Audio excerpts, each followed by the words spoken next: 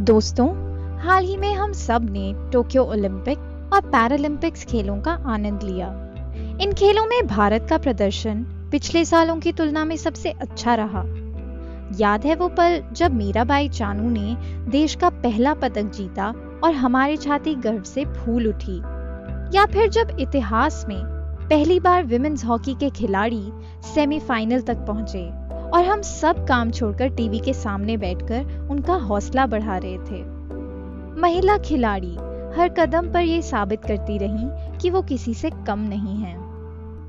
खिलाड़ी सिर्फ खिलाड़ी होता है, चाहे फिर उसने आर्थिक तंगी या फिर संसाधनों की कमी का सामना किया हो। लेकिन खिलाड़ी बनने के लिए सबसे अहम होता है जज्बा और खुद पर विश्वास। आज हम आपको मिलवाएंगे ऐसी ही दो किशोरी खिलाड़ियों से, 18 वर्ष की मीरा और 21 वर्ष की राजनंदिनी। ये दोनों खेल के माध्यम से ना सिर्फ खुद आगे बढ़ रही हैं, बल्कि समाज में जेंडर असमानता की बेड़ियों को भी तोड़ रही हैं। सपनों का हक पॉडकास्ट श्रृंखला के आखिरी एपिसोड में आइए मिलते हैं इन दो प्रेरणादायक किशोरियों से।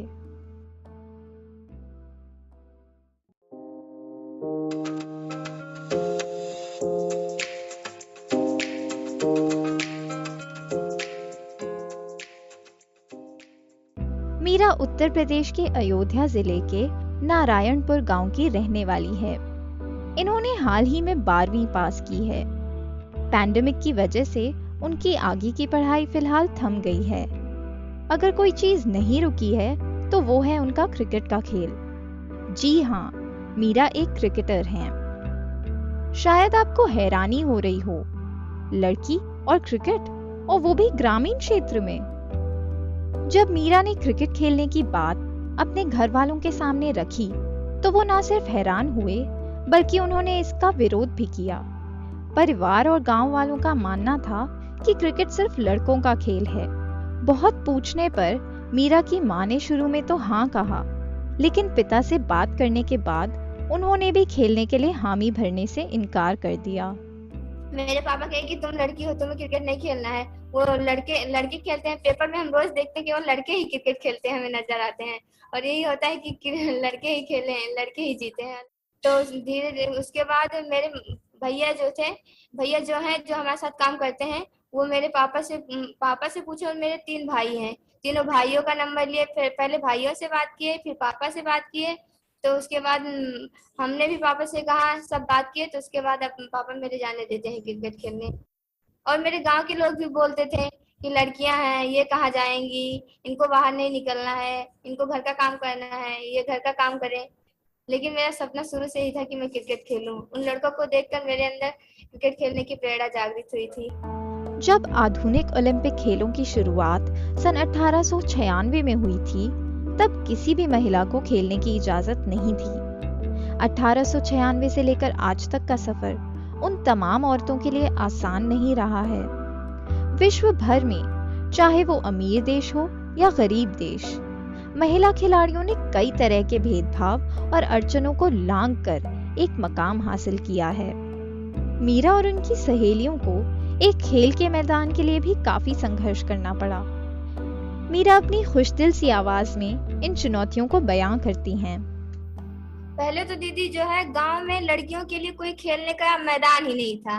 केवल हर गांव में यही जो है, मतलब सब लोग यही कहते थे कि केवल लड़के खेलेंगे। लड़कों के लिए खेल का मैदान होता था, लेकिन लड़कियों के लिए खेल का मैदान नहीं था।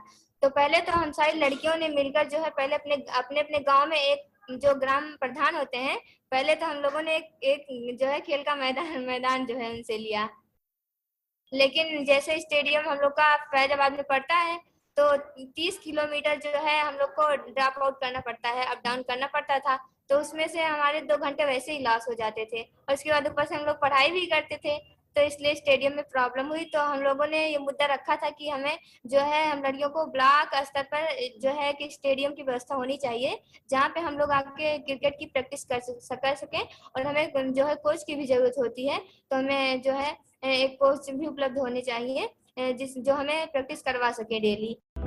मीरा के इस सफर में एक शख्स का काफी बड़ा हाथ रहा है, सीमा, जो उत्तर प्रदेश में पानी नाम की संस्था चलाती हैं। ये संस्था महिला सशक्तिकरण के लिए कई प्रोग्राम चलाती है।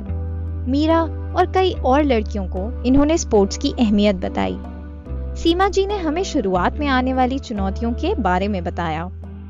यहाँ पे जो 11 लड़कियां हैं, सबको दूर दूर से आना होता था क्रिकेट के प्रैक्टिस के लिए, और प्रोजेक्ट की तरफ से हम लोगों ने कोच का अरेंज किया हुआ था। लेकिन कि स्टेडियम काफी दूर था, वो बता रही है 2 घंटे हमारे चले जाते थे, तो वो भी हमें ध्यान रखना था। तो यहाँ पे जो इन लोगों के लिए फील्ड तय किया गया, वो वहाँ पे लड़के पहले से ही क्रिकेट का प्रैक्टिस करते थे। तो हुआ ये कि जब ये लोग वहाँ पे प्रैक्टिस स्टार्ट किए, बातचीत हो गई थी उनसे, हमने कहा था कि ये टाइमिंग आप छोड़ दो ये लड़कियों के लिए, लेकिन फिर भी उनको ये लगता था कि हमारे फील्ड में कैसे खेल सकती हैं।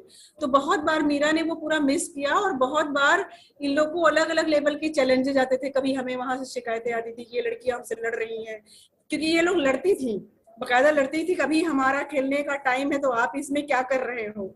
तो वो वहां से कई बार फिर इन लोग के साथ कहा जाता था, थोड़ा सामंजस्य, उन लड़कों के साथ हम अलग मीटिंग करते थे। तो ये चैलेंजेस हम लोग के लेवल पे था, और इनको भी बार बार वो चैलेंजेस आते थे।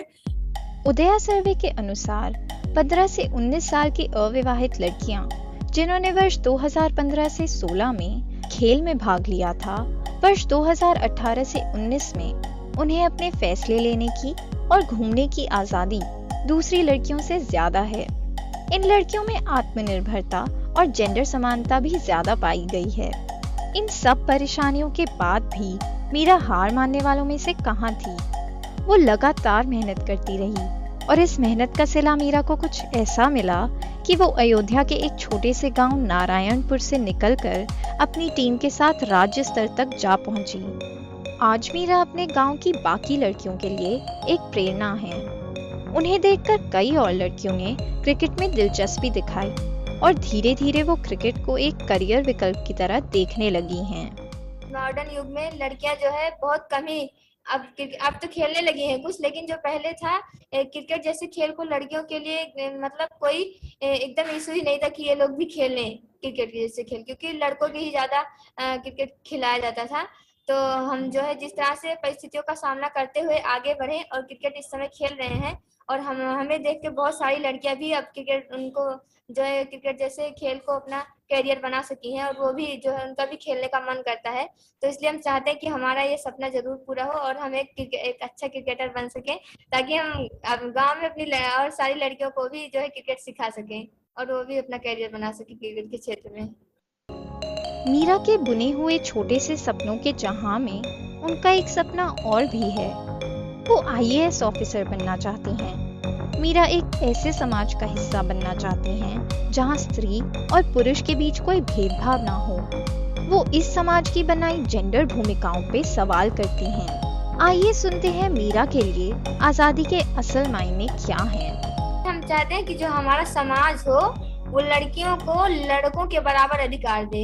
हम लड़कियों के हिसाब से आजादी का सही मायने तो ये है कि हम लड़कियों को जो है बिना रोक टोक के बाहर आ जा सके हम लड़कियां, और जो है हमें अपने कैरियर के बारे में हम जो है खुद डिसीजन ले सकें, और जो है हमें किसी चीज के लिए फोर्स ना किया जाए। जैसे कपड़े पहनने के लिए ना फोर्स किया जाए कि जो है लड़कियां हो तो मतलब सही ढक के चलो, मतलब पैंट शर्ट ना पहनो और बाल जो है लंबे रख के चलो। हमें जो है हमसे जो है हमारी स्वतंत्रता ना छीनी जाए, और जो है हम कहीं भी आ जा सके। हमें जैसे लड़कों को पढ़ाया जाता है बाहर भेज के, हम लड़कियों को भी पढ़ाया जाए, और जो कॉन्स्टिट्यूशन में हमारे लिए जो राइट्स मिले हैं वो हमें जो है मतलब लड़कों के बराबर इक्वल हमें मिलना चाहिए, मिले। हमारे नजरिए से हमारे लिए जो है आजादी का यही सही मायने है दीदी। दोस्तों, अब मिलते हैं एक और जाबाज खिलाड़ी से। 21 वर्ष की राजनंदिनी उत्तर प्रदेश के फखरपुर गांव से ताल्लुक रखती हैं। राजनंदिनी के गांव में आर्थिक, सामाजिक और जेंडर असमानता ज्यादा है। लड़कियों की पढ़ाई 8वीं कक्षा के बाद बंद करा दी जाती थी। न उन्हें पढ़ने की और ना ही कहीं आने जाने की आजादी थी। राजनंदिनी के परिवार की आर्थिक स्थिति भी कमजोर थी। इसके बावजूद उन्होंने सपने देखना नहीं छोड़ा। राजनंदिनी आज एक स्टेट लेवल रनर हैं। न सिर्फ उन्होंने कई टूर्नामेंट्स में भाग लिया, बल्कि जीती भी हैं। लड़के और लड़कियों में हमेशा भेद होता था हमारे गांव में। लड़कियों को जैसे अगर लड़की बीमार हुई तो उसको वहीं आस पास के डॉक्टर से दिखा देते थे। अगर लड़का बीमार हो तुरंत उसको अस्पताल लेकर जाते थे। और अगर जैसे घर का काम हुआ तो लड़कियां कहते थे कि घर का काम सिर्फ लड़कियां करेंगी, जैसे चूल्हा चौका बर्तन खाना बनाना ये सिर्फ लड़कियों का काम है। उसके बाद में अगर पोफड़ की बात करते हैं तो उसमें लोग कहते थे कि लड़के हैं वो काम ज्यादा करते हैं इसलिए उन्हें पोफड़ित खाना ज्यादा मिलना चाहिए।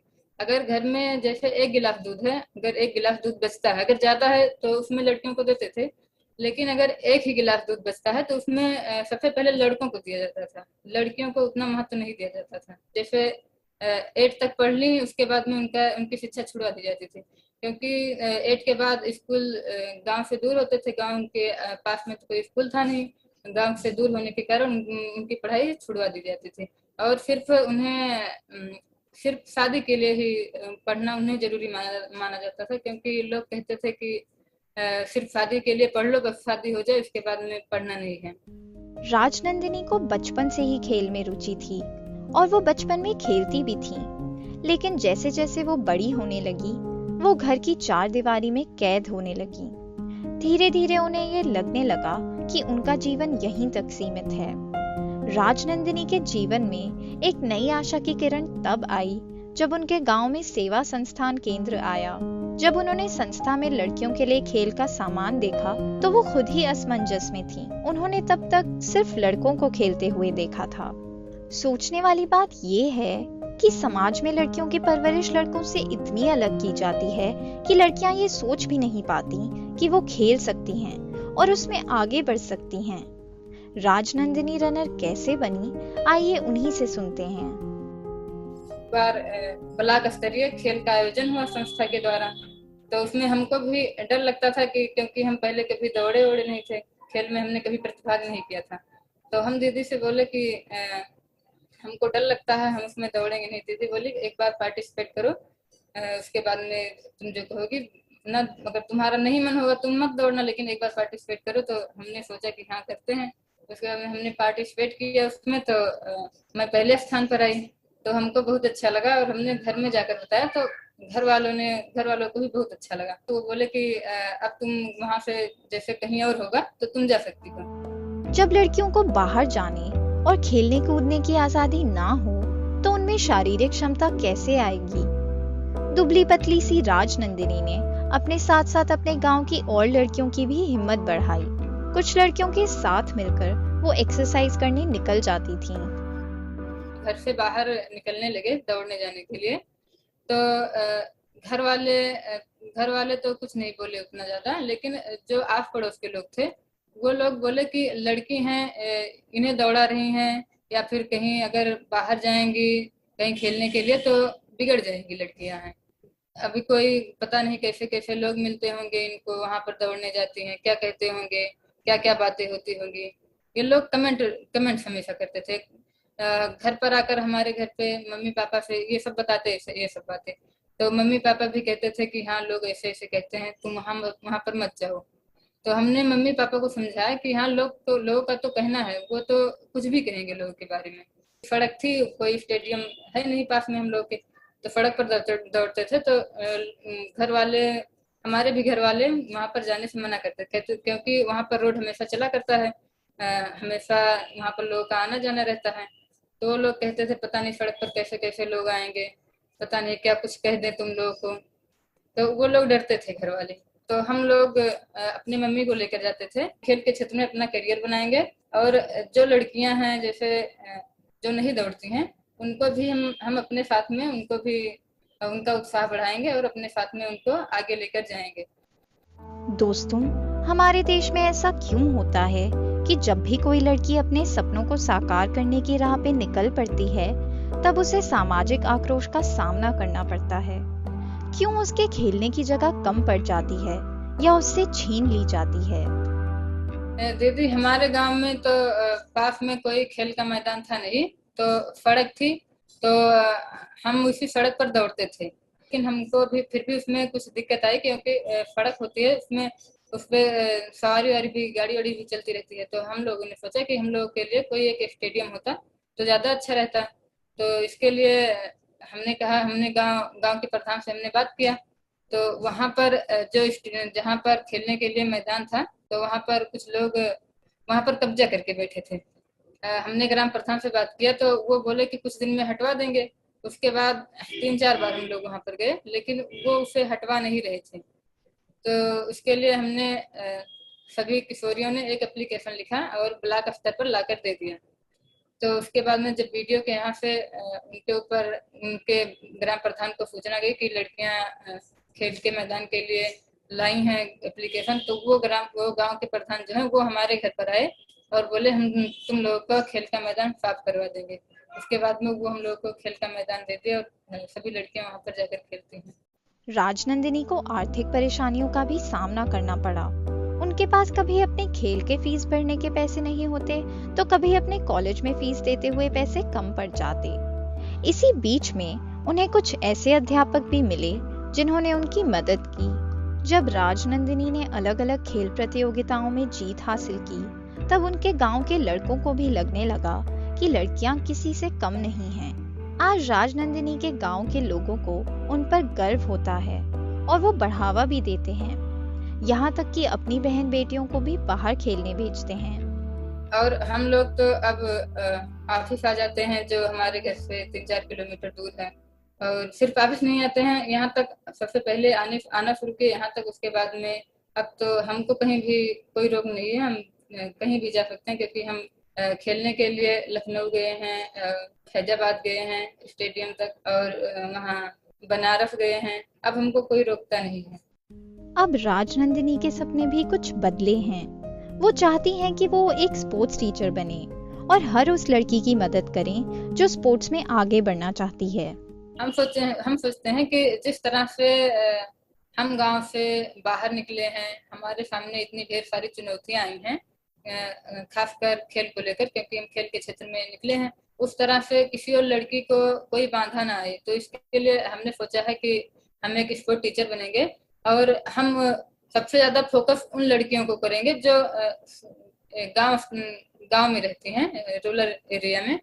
तो सबसे ज्यादा फोकस उनको करेंगे, उनको घर से बाहर निकालेंगे खेलने के लिए, क्योंकि खेल के क्षेत्र में गांव के लोग लड़कियों को नहीं जाने देते हैं। सीमा जी का मानना है कि स्पोर्ट्स समाज में रूढ़िवादी जेंडर नॉर्म्स को बदलने में भी एक अहम भूमिका निभाते हैं। मेरे को लगता है कि इसको हम एज ए टूल इस्तेमाल कर सकते हैं किसी भी तरीके का सोशल चेंज लाने में। मेरे को बिल्कुल ये लगता है कि स्पोर्ट बहुत सारे सोशल चेंजेस लाते हैं, बहुत सारे जो स्टीरियोटाइप्स हैं उनको ब्रेक करते हैं।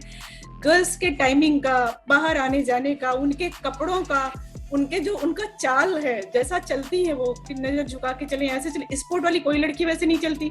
धीमी आवाज और तेज आवाज स्पोर्ट की मेरी लड़कियां आती तो मैं बाहर से जान जाती कि स्पोर्ट की लड़कियां आई हैं। तो ये जो छोटे छोटे चेंजेस हैं वो भले देखने में मतलब इन लोगों को महसूस होता है कि नहीं, पर मेरे को बहुत ज्यादा महसूस होता है। मुझे एकदम दिखाई पड़ता है कि वो चेंजेस कैसे कैसे हैं और कितना इम्पोर्टेंस है ये लड़कियों के जीवन में। हमने एक छोटी सी ट्रेनिंग करवाई थी सेल्फ डिफेंस की, तो उसमें एक टेक्निक सिर्फ यही बताया जा रहा था कि अगर आप कॉन्फिडेंस के साथ तेज आवाज में बोलते हैं ना, तो पलट के लड़का आपको देखता भी नहीं है। और सच में स्पोर्ट में अगर लड़कियां तो उनको चिल्लाना तो उनका स्वाभाविक है, वो चिल्ला के ही बात करती हैं। तो वो सारी चीजें जो दिखाई पड़ती हैं तो मेरे को तो बहुत ही अच्छा लगता है। मीरा और राजनंदिनी जैसी लड़कियां आजादी के नए मायने और नई दुनिया की रचना कर रही हैं। इनके सपनों की कहानियां सुनकर पंजाबी भाषा की मशहूर कवि अमृता प्रीतम की कविता एक खत की ये पंक्ति याद आती है, जहां भी आजाद रूह की झलक पड़े, समझ लेना वही मेरा घर है। तो दोस्तों, मैं उम्मीद करती हूँ कि आप सपने देखना जारी रखेंगे।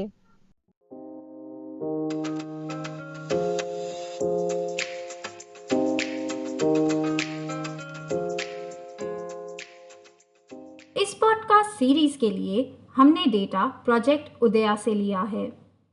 इस प्रोजेक्ट के तहत उत्तर प्रदेश और बिहार राज्यों के युवाओं का सर्वे 2 राउंड में किया गया था। यंग लोगों के सपनों के सफर कैसे आगे बढ़ रहे हैं और क्या दिक्कतें आ रही हैं, इसका खुलासा उदया के डेटा ने किया है। यह पॉडकास्ट श्रृंखला बहन बॉक्स और चित्रकूट कलेक्टिव की पेशकश है। यह पॉडकास्ट पॉपुलेशन काउंसिल के उदया ग्रांट से संभव हुआ है। बहन बॉक्स एक डिजिटल मीडिया प्लेटफॉर्म है। इस प्लेटफॉर्म के ज़रिए हम भारत में औरतों की कहानियाँ लेकर आते हैं। आप हमें इंस्टाग्राम, फेसबुक और ट्विटर पर फॉलो कर सकते हैं। हमारा हैंडल है @बहनबॉक्स। चित्रकूट कलेक्टिव नारीवादी रिसर्च का काम करती है, खासकर महिला मुद्दों पर। आप हमें फेसबुक, इंस्टाग्राम और पिक स्टोरी पर @चित्रकूट कलेक्टिव पर फॉलो कर सकते हैं।